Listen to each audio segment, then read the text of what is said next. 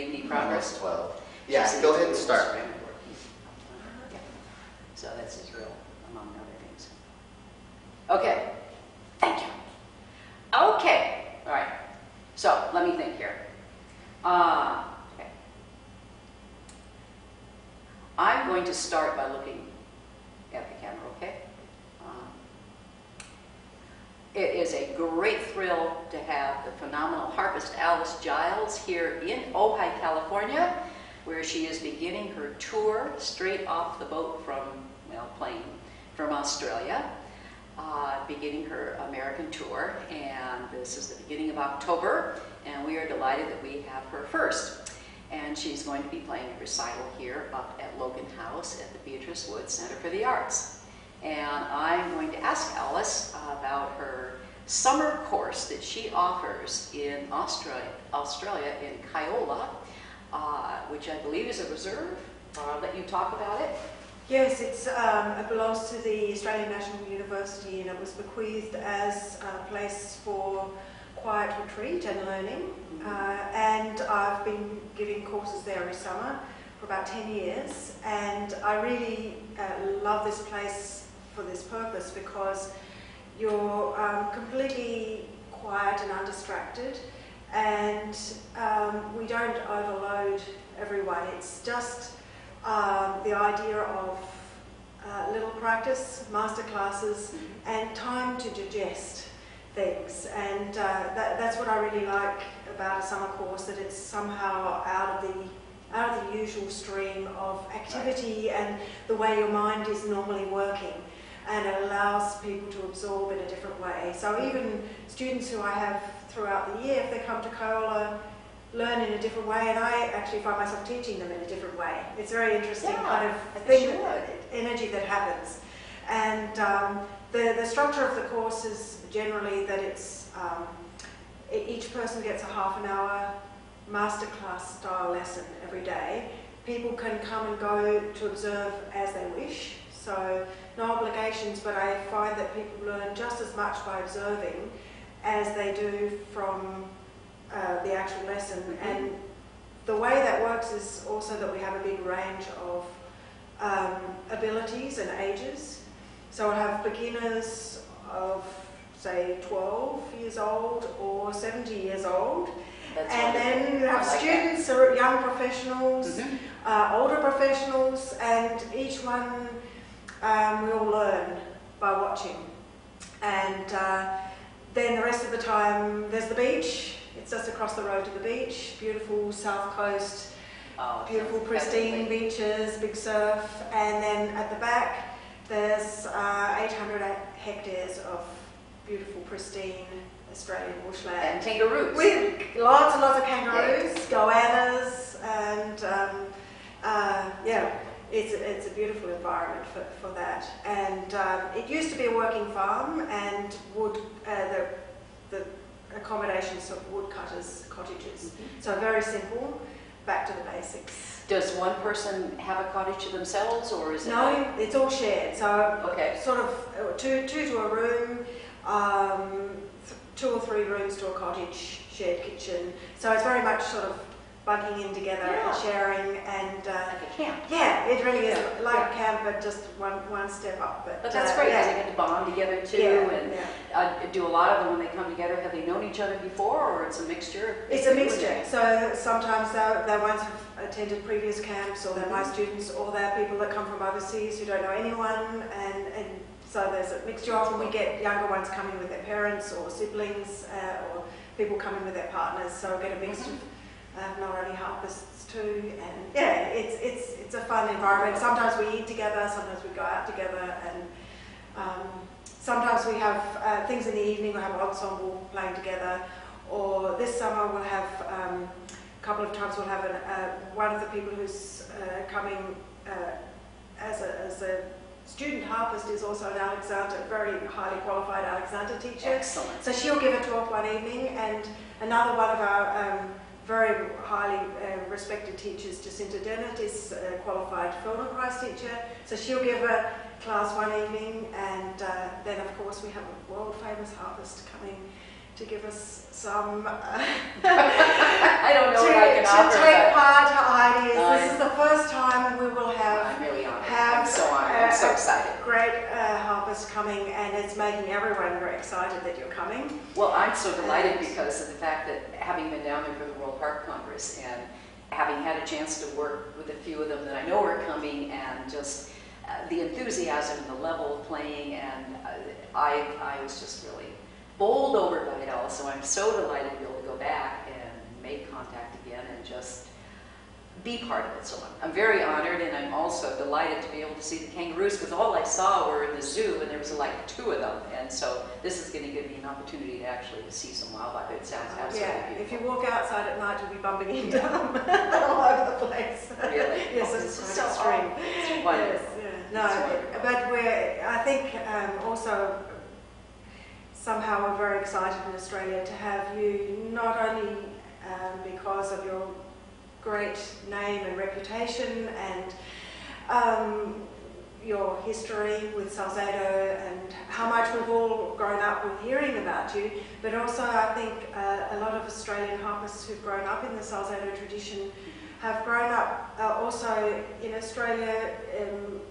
There's a kind of an openness to ideas about physical movement. Yes. And your whole approach with the idea of dance at the harp has been something we've grown up with our own teacher, June Loney, very much in tune with this idea of movement at the harp and the idea of the gesture. Jacinta is very interested in gesture and is writing a thesis on it at the moment. Yes. Gesture at the Spoke harp. with her. Yes. And how everything we do comes out. Every movement we do comes Absolutely. out. Musical. You can hear it. And it's so glorious that we play an instrument, the only instrument that allows one to show so completely what you're doing musically. I mean, a violin, you can move your body and things, but with a harp, we dance. I mean, we are doing double duty, and we have that wonderful opportunity to visually, being the most visual instrument, to be able to show what we can do. And this is why I also love working with students down there, because they really seem to feel very similarly that way. And I think little by little we catch on. So anyway, I'm really delighted. And I think also that because everyone is so individual, although we might come from the same tradition, Sure. because everyone's so individual, I think it's really important. In Australia, we're quite isolated and haven't had very much interaction, and certainly not with interaction with like-minded harpists. Mm-hmm. So you'll bring something of your own movement that will give us another language to use. And I think that's also another beauty about the harp, is that I feel that everyone contributes something to the whole harp. That's right, the whole harp. The sound of the It's harp. A very diversified instrument. Yes, I mean, truly. I'm sort of socialist in that. Yeah. Communist or something. I feel as though Yeah. we're all Absolutely. contributing something. Absolutely. And Totally although agree. we don't all play together, everything Yeah. contributes. And so your language of gesture will come and add. Yeah, I mean, I Sure. completely agree with you. I mean, I've been fascinated watching the different schools, the different approaches, different ideas, how many different ways there are to express.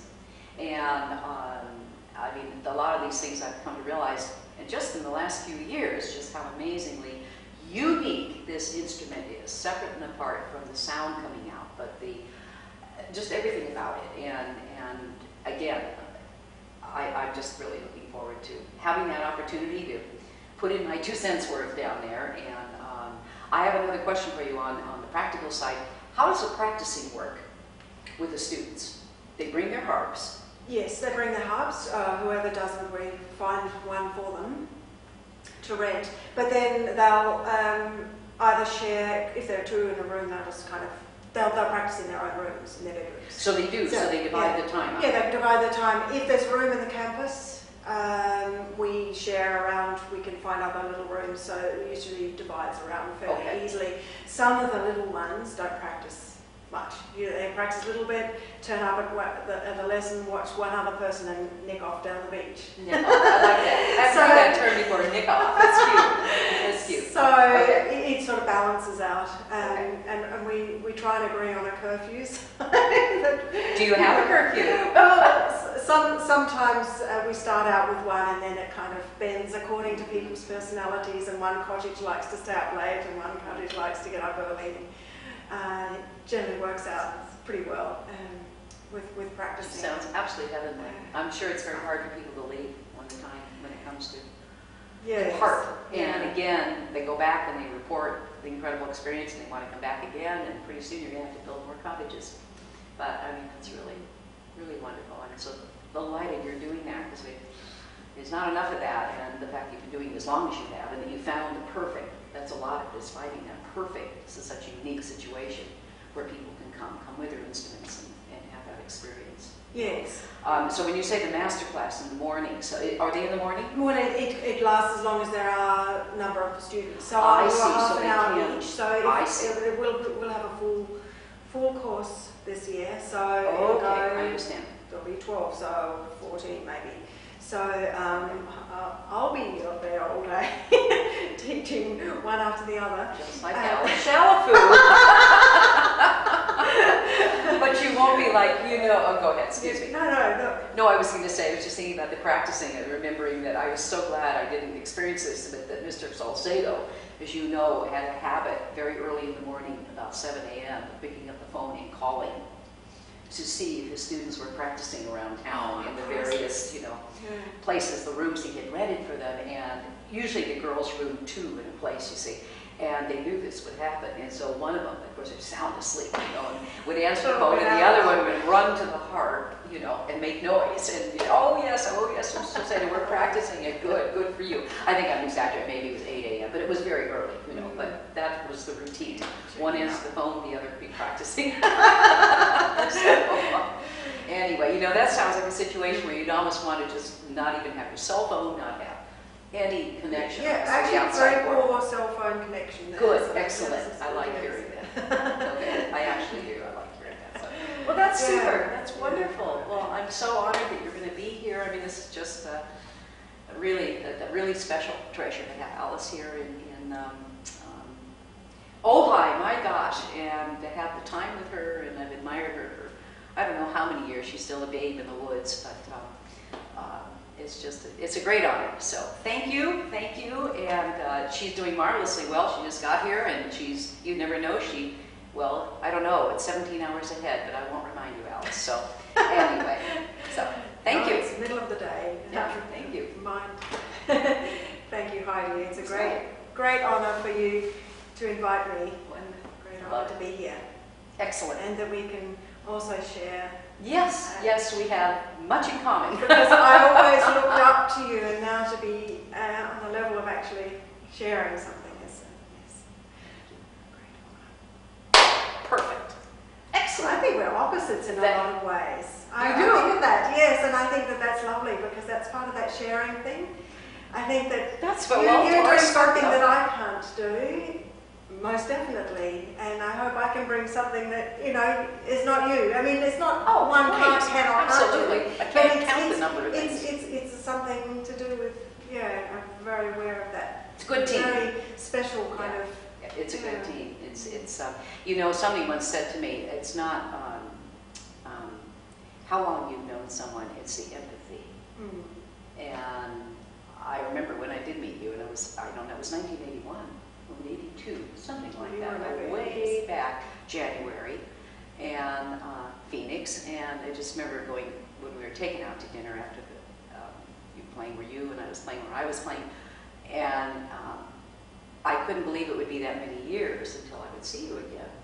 Mm. It was Seattle, I guess, it was Philadelphia in 2006. Yes. Mm. And Ed and I moved to speak on behalf of, and you were playing the chair there and things, and then Israel, 2009, so this big gap of time from 1982 to 24 years later, but everything in its right time, but it's an empathy, it's an empathetic, unspoken understanding. And maybe that's also to do with the fact that we've spent our lives with the harp. Yeah.